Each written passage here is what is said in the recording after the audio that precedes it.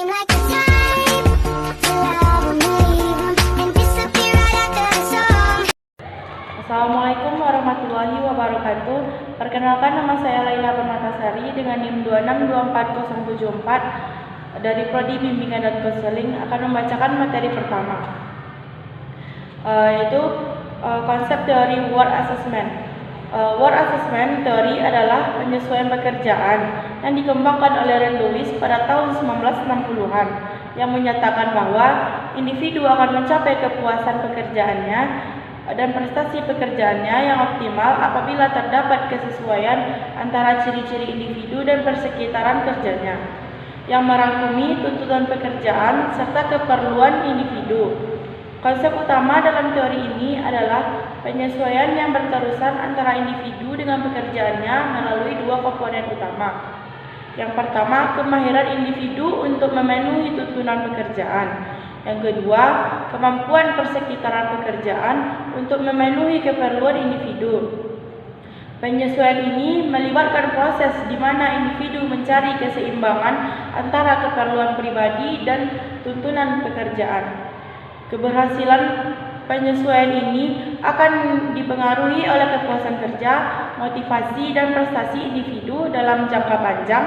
Dalam konteks ini, individu tidak akan dapat menyesuaikan diri dengan baik dan mengalami ketidakmungkinan menyebabkan penurunan prestasi atau peralihan pekerjaan. Baiklah, saya di sini akan membahas materi kita selanjutnya, yaitu tentang karakteristik teori, kekuatan dan kelemahan teori word adjustment teori.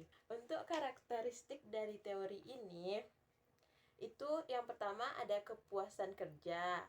Kepuasan kerja itu ada hubungannya dengan hasil kerja individu itu sendiri. Misalnya kita kerja nih, terus apa hasil kerja dari kita itu tuh membuat kita merasa senang, misalnya sempurna hasil kerja itu, pasti kita merasa ada kepuasan tersendiri kan. Nah, terus ada hasil kerja berupa gaji, promosi ini kayak kenaikan jabatan misalnya kan, ada kecocokan dengan kerja.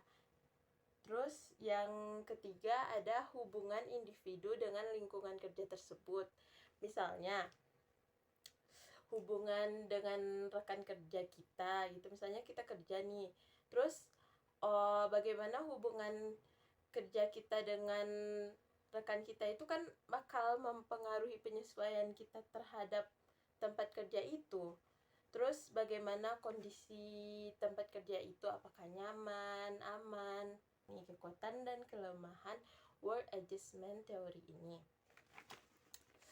Yang pertama dari segi kekuatan itu,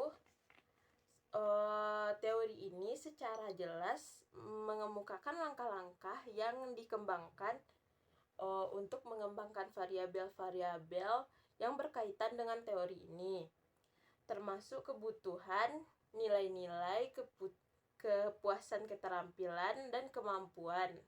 Nah, melalui teori ini, ketika seseorang memilih bekerja dalam kondisi yang kondusif sesuai dengan karakteristik pribadinya, maka karirnya akan meningkat secara signifikan. Kelemahan dari teori ini yang pertama yaitu belum menjelaskan dengan akurat tentang individu yang mengalami kesesuaian dalam kecenderungan mereka mengalami keinginan untuk mengganti pekerjaan.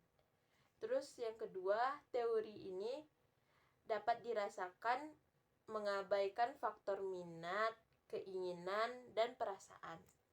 Nah, terima kasih. Saya Dede Andika akan menjelaskan materi tentang pendapat layanan konseling di sekolah dan luar sekolah dapat disusun dalam bentuk program.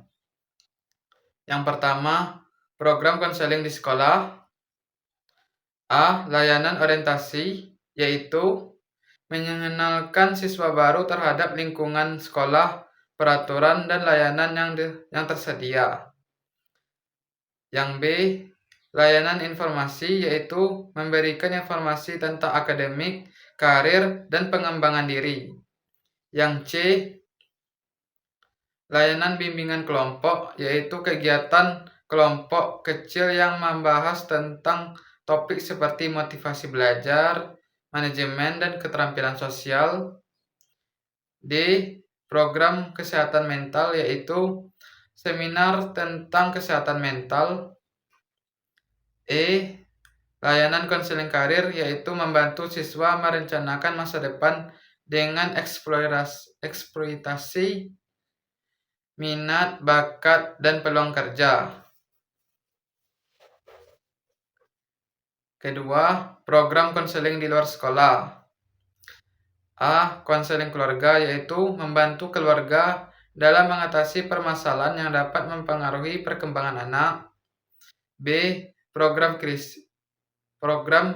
pusat krisis, yaitu bantuan darurat untuk individu yang mengalami krisis emosional atau tekanan mental. C. Pendampingan remaja berisiko, yaitu program mentoring untuk remaja dengan masalah seperti kenakalan remaja atau narkoba. D. Pelatihan soft skill, yaitu kelas yang membantu individu mengembangkan keterampilan interpersonal, kepemimpinan, dan komunikasi. Sekian.